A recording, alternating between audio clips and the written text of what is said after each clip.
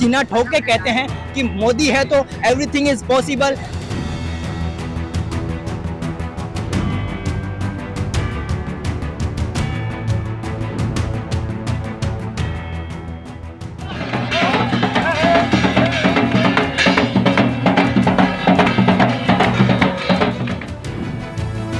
वहाँ पे सीए का जो कानून लाया जा रहा था, जी हाँ, उसको अब इम्प्लीमेंट कर दिया गया है।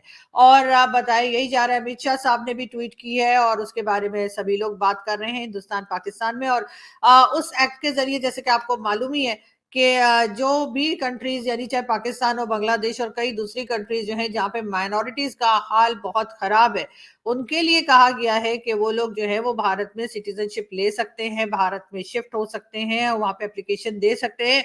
उसमें हर रिलीजन के लोग शामिल है, चाहे वो क्रिश्चियन हो, चाहे वो सिख हो, चाहे वो हिंदूज हो, चाहे वो बुद्धिस्ट हो, सिवाय मुस्लिम्स के कोई भी जो है वो एप्लीकेशन दे सकता है और उसके बाद भारत में शिफ्ट हो सकता है, वहां की सिटीजनशिप ले सकता है। और ऐसा इसलिए किया गया है क्योंकि जो बाकी कंट्रीज में, पाकिस्तान समेत बाकी कंट्रीज में जिनके मैंने नाम लिया आपको, बांग्लादेश वगैरह, तो वहां पर माइनॉरिटी का काफी बुरा हाल है और उनको मुसीबत से बचाने के लिए, उनको उस प्रॉब्लम से निकालने के लिए मोदी, प्राइम मिनिस्टर नरेंद्र मोदी जो हैं, उन्होंने जी एक्ट लेकर आए थे और अब आखिरकार उसको इम्प्लीमेंट कर दिया गया है। उसके But for these Hindu refugees from Pakistan, there is hope after hearing that the process towards citizenship could begin under CAA any day now.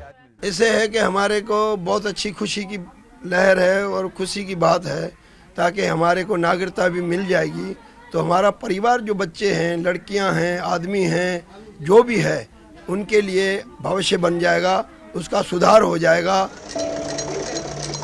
The most important thing for these Pakistani Hindu refugees is moving towards a better future once they secure the citizenship.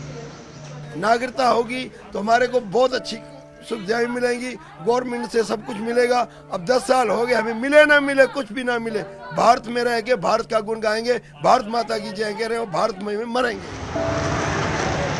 CA के लागू होने के बाद आप देखें किस तरीके से यहाँ हिंदू रिफ्यूजी कॉलोनी में रहने वाले लोग घरों से बाहर आ गए हैं, इकट्ठा हो गए हैं और इनके लिए अब वो मौका आ गया है जब ये फाइनली सेलिब्रेट कर सकते हैं, जश्न मना सकते हैं। ऐसे कई परिवार यहाँ पर हैं जो पहले या पाकिस्तान से, सिंध प्रांत से यहाँ पर आए हैं और यहाँ रह तो रहे थे लेकिन नागरिक नहीं थे।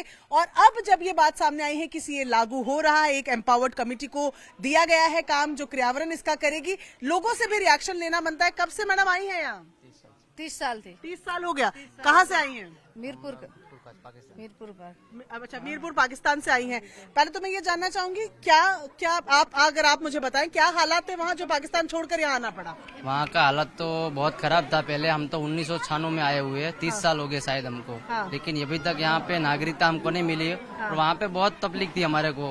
मतलब रहने की, वहाँ तो कुछ अपना कुछ है नहीं। पूरे दिन उनकी मजदूरी करो, उनको कमा के दो, घर पे आको, खाओ पियो, सो जाओ, फिर सुबह उनका काम करो। मतलब उनकी गालियाँ खाओ, मतलब बहुत जुल्म सहना पड़ रहा था वहाँ पे। अभी यहाँ पे आए हैं तो अभी नागरिकता की सीए पास हुआ तो बहुत खुश है हम, और मोदी जी को और अमित शाह जी को पूरा थैंक्स बोलते हैं और धन्यवाद पाठते हैं क्योंकि यहाँ का सीए पास किया और हमको अभी नागरिकता मिलेगी, और धन्यवाद। आज हम बात करेंगे CAA, सिटीजनशिप अमेंडमेंट एक्ट, जिसको 2019 में लागू किया गया और मार्च के फर्स्ट वीक में इसको इम्प्लीमेंट किया जाएगा। लोकसभा के इलेक्शन से पहले CAA के लिए जो है, जो नॉन मुस्लिम की जो रजिस्ट्रेशन है, जो रिफ्यूजीज हैं पाकिस्तान से, अफगानिस्तान से, बांग्लादेश से, जो कि इस वक्त जो है इंडिया में मौजूद है, जिसमें हिंदूज हैं, सिख हैं, ईसाई हैं, उन सबको जो है इंडिया सिटीजन देने जा रहा है। लेकिन बात यहाँ पर यह है कि जो इंडिया के जो मुसलमान है वो इसके बहुत ज्यादा अगेंस्ट है और उनका मानना ये है कि जो हमारे जो रिलीजियस पॉइंट ऑफ व्यू से कुछ उनको जो अपॉर्चुनिटीज मिलती है तो कहीं ना कहीं ये खत्म हो जाएगी। हालांकि सीए का इनसे कोई ताल्लुक वास्ता नहीं है। लेकिन यहाँ पर एक और बड़ी अहम चीज जो मैं आपके साथ डिस्कस करने वाली हूँ कि पाकिस्तान के जो हिंदू है वो प्राइम मिनिस्टर नरेंद्र मोदी को बहुत ज्यादा प्रेज कर रहे हैं कि उन्होंने सीए के तहत जो है पाकिस्तानी हिंदूज को अब सिटीजनशिप दी जा रही है, जो 2014 से पहले के जो है इंडिया में मौजूद है। नागरिकता का इंतजार था? हाँ, बहुत खुश हो गए, बहुत खुश हो गए। आप यहीं रहते हैं? मैं पाकिस्तान से आई हूँ, बटुका से। कितने साल हो गए आपको? मुझे यहाँ पे 9 साल हो गए हैं। 9 साल हो गए। अब जब ये खबर सुनी कि अब फाइनली लागू हो रहा है, हालांकि 2019 में ये बात होने लगी थी, तो अब कैसा लग रहा है कि अब तो लागू होने वाला है? अब तो बहुत खुशी हो रही है, और हम बच्चों को एडमिशन नहीं मिल रही थी, वो भी एडमिशन मिल जाएगी। हम अपने नाम पे घर ले सकते हैं, गाड़ियाँ ले सकते हैं। अभी तो मजे ही हो जाएंगे। मजे ही हो जाएंगे। मैम आप आई थी, आप बता रहे? हाँ, मैं 1990 में मैंने माइग्रेट किया था पाकिस्तान में अपनी फैमिली के साथ इधर। एंड वहाँ पे कैसे ट्रीट किया जाता है वो तो सबको पता है कि काफिर कह के बच्चों को साइड करके अलग से एक वो घिन की तरह से ट्रीट किया जाता है। तो वहाँ पे तो कोई फ्यूचर था ही नहीं हमारा। तो हमारे पेरेंट्स ने सोचा कि हम लोग यहाँ पे माइग्रेट होते हैं। तो मैं 1990 में माइग्रेट हुई थी, लेकिन मुझे नागरिकता 2016 में मिली। तो मेरा 26 साल का स्ट्रगल रहा नागरिकता लेने का। एंड मैं एक बात बोलूंगी कि कांग्रेस सरकार के राज में 10 साल मैंने बहुत स्ट्रगल किया। 3 बार मेरी फाइल रिजेक्ट हुई नागरिकता के लिए। एंड 2015 में जब मोदी जी ने 2014 में जब शासन संभाला और 15 से जो निर्णय लेना चालू किए, 16 में कलेक्टर को यहाँ पे पावर दी और काम धीरे धीरे, मतलब तभी से मोदी जी ने अपना काम शुरू कर दिया था। 2016 से ही ये काम चालू हो गया। आपको लगता है अब जब ये सीए पास हो गया है तो बाकी लोगों के लिए आसानी होगी? जितना लंबा स्ट्रगल आपका रहा उतना नहीं होगा? बहुत अच्छा हो जाएगा, क्योंकि सीए लागू होने के बाद अगर डॉक्यूमेंट 2014 से पहले जितने भी आए हैं, अगर डॉक्यूमेंट्स में कोई कमी पेशी है तो वो भी चल जाएगा। क्योंकि बात कहाँ आके अटकती है, छोटे छोटे डॉक्यूमेंट्स पे। आपका ये नहीं है, पासपोर्ट एक्सपायर है, वीजा एक्सपायर हो गई, ये हो गया, तो ये सब डॉक्यूमेंट्स की अभी वो नहीं चलेगा। जितने भी लोग 2014 से पहले के आए हुए हैं उन सबको नागरिकता मिल जाएगी। और एक नागरिक होने की जो फीलिंग्स होती है ना, सबसे पहले तो वो मिलेंगी यहाँ पे। दोस्तों, सीए यानी कि सिटीजन अमेंडमेंट एक्ट आखिरकार भारत में लंबे इंतजार के बाद लागू हो ही गया। इस एक्ट के लागू होने पर देश में मिलीजुली प्रतिक्रियाएं आने लगी। कुछ विपक्षी पार्टी के नेता इसको लेकर झूठी अफवाह फैलाने में मशहूर हो गए। वो नहीं चाहते कि लोगों तक सही बात पहुंचे और इसका फायदा मोदी सरकार को मिले। मोदी सरकार के लिए दोस्तों सीए के लिए कोई आसान राह नहीं थी। पिछली टेन्योर में मोदी सरकार ने 2016 के अंदर इस एक्ट को इंट्रोड्यूस किया था और इसके पार्लियामेंट्री कमेटी के पास इसको भेज दिया गया था इसके ऊपर समीक्षा के लिए और रिपोर्ट देने के लिए। दोस्तों, उस पार्लियामेंट जो पार्टी थी उसने काफी लंबे इंतजार के बाद 11 दिसंबर 2019 को आफ्टर ऑल इसकी रिपोर्ट पेश करी। इसकी रिपोर्ट पेश करी उसके बाद भी सरकार के लिए बहुत बड़ी मुश्किल खड़ी थी कि इसको कैसे पास कराया जाए। इसके लिए पार्लियामेंट के अंदर वोटिंग हुई और वोटिंग में 125 वोट इसके फेवर में आए और 105 वोट इसके विरोध में पड़े। तो ये एक्ट वहां से पास हुआ। पास होने के बाद इसको नोटिफिकेशन जो थी दोस्तों, उसके लिए भी ये 2019 में पास तो हो गया था, लेकिन इसकी नोटिफिकेशन अब सरकार ने लागू करी है और उसको इम्प्लीमेंट कर दिया है, जिसको लेके अफवाहों का बाजार गर्म हो गया।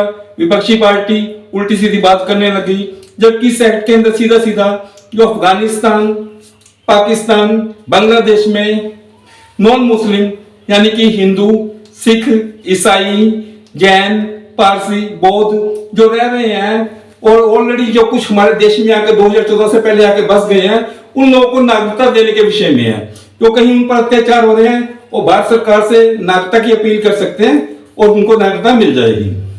सबसे बड़ी बात यह है, इसमें नागरिकता डीएम देगा, ना कि भारत सरकार का कोई मंत्री उनको नागरिकता देगा।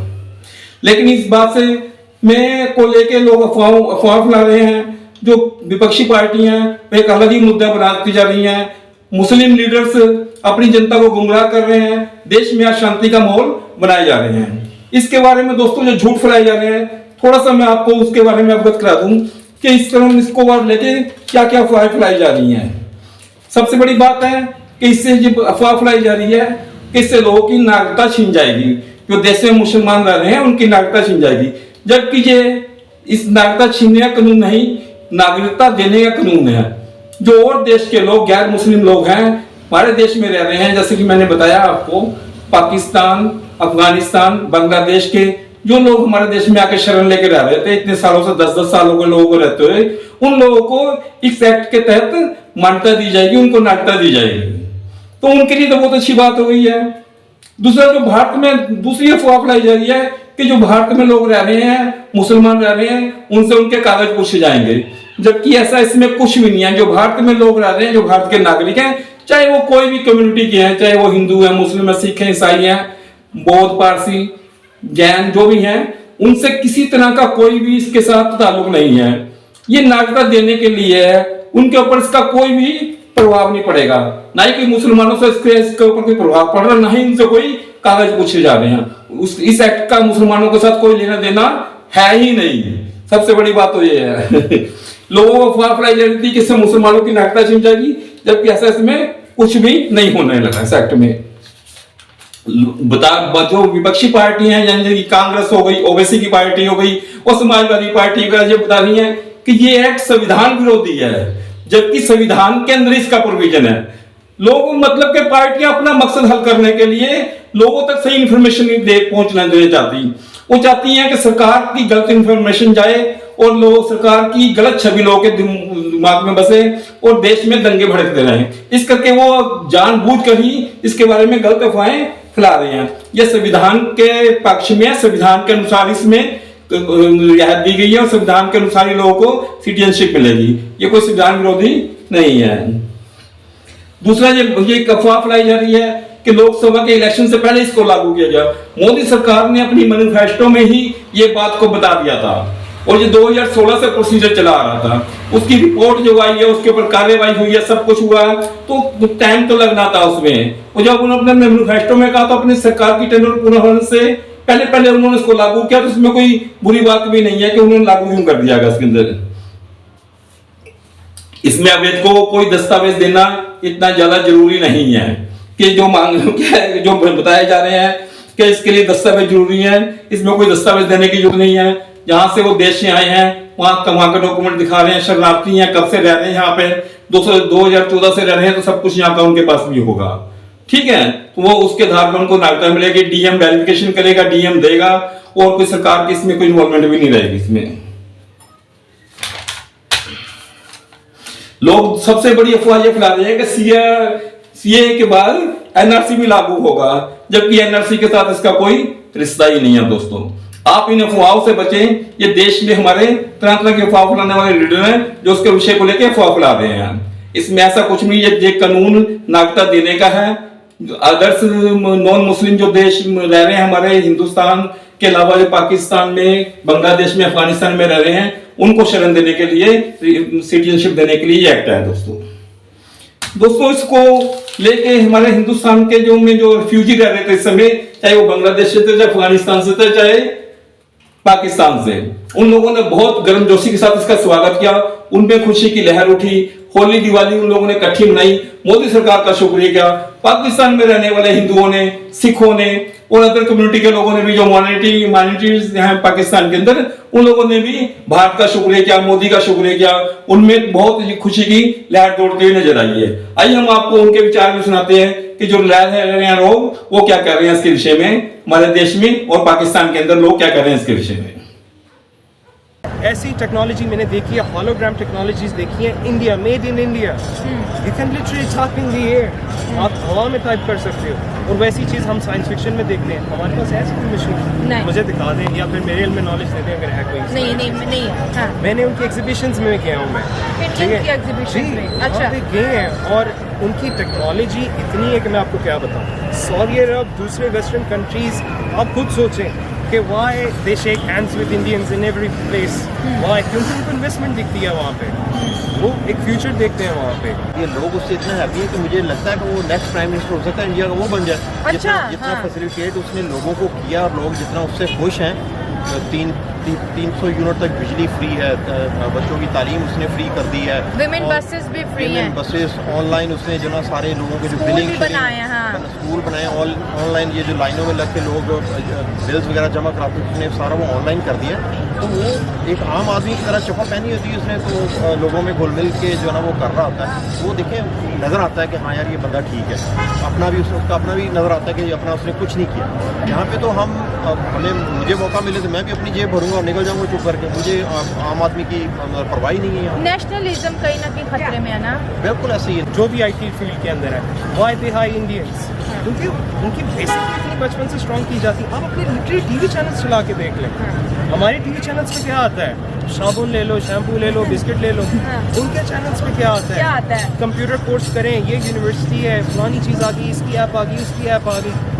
लिटरली आप कभी गौर करके देखें, जब इस तरह की जब हमारे माइंड्स को वॉश किया जाता है तो फिर हम कैसे कह सकते हैं हम इंडिया के साथ कंपेयर करें? सब झूठ है, रियलिटी फेस करो।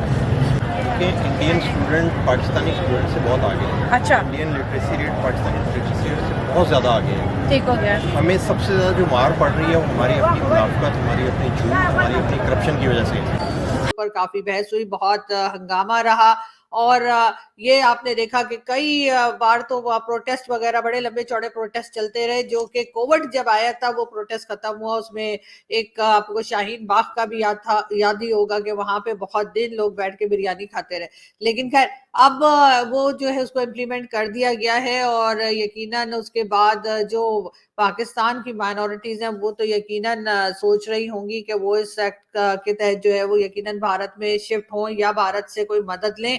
लेकिन पाकिस्तान को भी सोचना चाहिए कि क्या हालत कर दी है। बाकी कंट्रीज तो चले अपनी जगह सोचेंगी जो सोचना होगा, लेकिन पाकिस्तान को जरूर सोचना चाहिए कि आपने क्या हालत कर दी है अपनी माइनॉरिटीज की, कि भारत को इस तरह का कोई बिल लेकर आना पड़ा, भारत को इस तरह का कोई एक्ट लेकर आना पड़ा कि जिससे वो अपने लोगों को, या समझे जो उनके जो हिंदू पाकिस्तान में रहते हैं या दूसरे रिलीजन के लोग जो रहते हैं, उनको बचाया जा सके, उनकी मदद की जा सके। इस तरह का एक बिल, इस तरह का एक एक्ट लेकर आना पड़ा भारत की गवर्नमेंट को। और यहाँ हम बड़ा माइनॉरिटी का शोर मचाते हैं, लेकिन हमारे यहाँ उनके लिए कोई काम नहीं किया जाता। हाँ, अभी हमने एक दो लोगों को मिनिस्टर बना दिया है दुनिया दिखाने के लिए, लेकिन क्या बाकी लोग जो परेशान हैं, जिनकी जमीनों पे कब्जा किया गया है, जिनकी बेटियों बहनों को उठा के ले जाया गया है, क्या उसके लिए पाकिस्तान कुछ कर रहा है? नहीं, उस पर पाकिस्तान कुछ नहीं कर रहा और बिल्कुल खामोश है, उसके बारे में कोई बात नहीं की जा रही, इसलिए कि वो हमें मैटर ही नहीं करते, हमें फर्क ही नहीं पड़ता कि हमारे यहाँ जो माइनॉरिटीज रहती हैं या किसी भी दूसरे रिलीजन के लोग रहते हैं, उनको अगर कोई प्रॉब्लम है तो उससे पाकिस्तान के लोगों का या पाकिस्तान की गवर्नमेंट का या पाकिस्तान की पॉलिसी मेकर्स का, उन लोगों का जो पाकिस्तान को चलाते हैं, उनका कोई लेना देना नहीं है। वो उनको बहुत ही हल्के में लेते हैं, बल्कि उनको इस बात से फर्क ही नहीं पड़ता कि वो लोग परेशान है। कई फैमिलीज ऐसी हैं, मैंने आपको पहले भी बताया, जो जिनसे मैं डायरेक्टली जिनके साथ इन टच हूँ और वो मुझे अपनी प्रॉब्लम्स बताते हैं और हम कोशिश भी करते हैं कि उनका कुछ मसला हल हो जाए। उनमें से एक दो जो है उनकी जमीनों पे कब्जा हुआ है, दूसरे जो है उनकी बेटी को उठा के ले गए हैं, एक जो है उनकी बहन को उठा के ले जाया गया है। और ये ज्यादातर सब कुछ सिंध में हो रहा है। सिंध जो कि बिलावल भुट्टो जरदारी की कहना चाहिए कि वहां से हमेशा उनकी पार्टी जो है वो जीतती है, हमेशा उनकी पार्टी वही गवर्नमेंट बनाती है। अब तो आसिफ अली जरदारी प्रेसिडेंट भी बन गए, तो कुछ सिंध का हाल देख लीजिए। खैर, ये बात सिर्फ सिंध तक महदूद नहीं है या सिंध तक ही लिमिटेड नहीं है, ये हर जगह ही पाकिस्तान में हो रहा है, लेकिन सिंध में बहुत ज्यादा है। तो इस तरफ जरूर जो है वो आसिफ अली जरदारी साहब जब प्रेसिडेंट बन गए, उनको देखना चाहिए और समझना चाहिए, उन लोगों के मसले को हल करना चाहिए। या आप क्या चाह रहे हैं कि सब लोग उठ के भारत चले जाए? अगर आप ऐसा चाह रहे हैं तो आप बता दीजिए साफ साफ, ताकि लोग जो है अपनी जान बचाने को, अपनी बच्चियों की जान बचाने को भारत चले जाएं। कई लोग जा भी चुके हैं, लेकिन अब बाकी लोगों के लिए भी ये काम यकीनन आसान हो जाएगा और ये पाकिस्तान के ऊपर एक बहुत बड़ा दाग होगा, एक बहुत बड़ा एलिगेशन और बहुत बड़ी एक बात होगी, जिससे यकीनन हमें शर्मिंदा होना चाहिए, हमें शर्म आनी चाहिए कि हमारे माइनॉरिटी का हमने ये हाल कर दिया है कि अब वो वापस भारत जाने को तैयार है। खैर, इस पे हम अपडेट आपको करते रहेंगे। दोस्तों, भी आपने देखा कि किस तरह से लोग कितने खुश हैं कि वो सोच रहे हैं कि नया जीवन मिल गया हमें, देश में हमें सिटीजनशिप मिल गई, बहुत अच्छा हुआ, भारत की सिटीजनशिप हमें मिल गई है। जो अपोजिशन पार्टी है, विरोधी पार्टी हैं, वो तो अफवाह फैलाएंगी, उनका काम ही है, क्योंकि वो चाहते हैं कि देश की तरक्की के लिए देश के लोगों को अच्छी सुविधाएं मिले, वो अच्छी सुविधाओं को भी नेगेटिव करके पेश करती हैं। तो दोस्तों, आपको अपने दिमाग से काम लेना है, लोगों के बहकावे में नहीं आना है, ठीक है दोस्तों। तो मिलते हैं दोस्तों अगली वीडियो में, तब तक आप अपना ख्याल रखिएगा और अब दोस्तों प्लीज मेरी वीडियो को लाइक और सब्सक्राइब जरूर कीजिएगा। अगर अभी तक किसी भाई ने मेरा चैनल सब्सक्राइब नहीं किया है तो हाथ जोड़ के विनती है, प्लीज प्लीज प्लीज मेरे चैनल को सब्सक्राइब कीजिए और प्लीज मेरे चैनल को सब्सक्राइब करके मेरी वीडियो को भी लाइक और सब्सक्राइब जरूर कीजिएगा। बहुत बहुत धन्यवाद आपका।